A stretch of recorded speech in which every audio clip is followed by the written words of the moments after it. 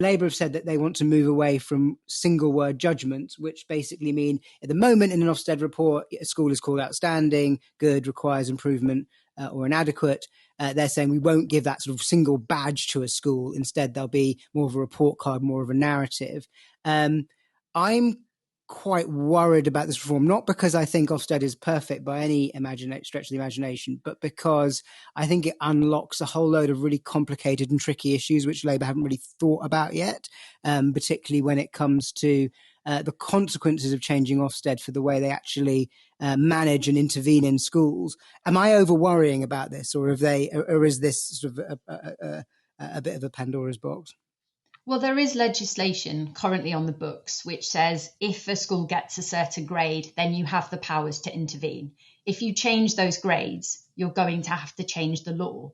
But that's what you're in government for, to change the law. So I understand why they don't necessarily want to shy away.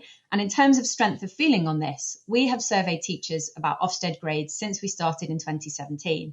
And one of the questions was about whether or not you ought to shift to a pass-fail approach, which was something that leaders often talked about in the past. They would prefer that you only fail if you do something very bad, you tell them what it is and they fix it.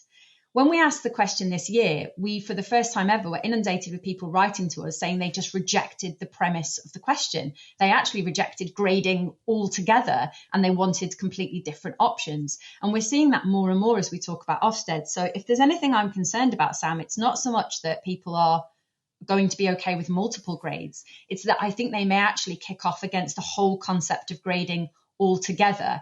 And then that leaves you in a really difficult position. And in some ways, Labour, and I can't believe I'm starting to get to this position, Labour might be better just starting again, sort of removing everything and starting from first principles. But that's a massive thing to try and do, because our whole school system is built around these Ofsted judgments in terms of, the Department for Education's ability to intervene in a school that is considered to be not good enough. If you take that away, there's nothing, and you have to start from scratch. And I really worry that this is sort of, maybe be careful what you wish for schools. They get this sort of narrative report, which doesn't have this sort of one word that they feel is unfairly summing up their whole school. But then the DfE read that report and are trying to make independent judgments against that about whether they intervene in schools or not. And do I trust the DfE to do that well? No, I don't. And I worry you're going to get a lot of unfairness and subjectivity built into the process, which schools then might discover they don't actually like very much at all when it comes down to it. I guess the question is it worse if you got rid of Ofsted? What's all the bad things that you think would happen?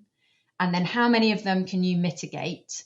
And actually, is it worse if somebody else is making what might be considered to be unreliable, unvalid decisions? Like, it's just really hard to send a couple of people to a school for a few days and give them a grade that's really reliable.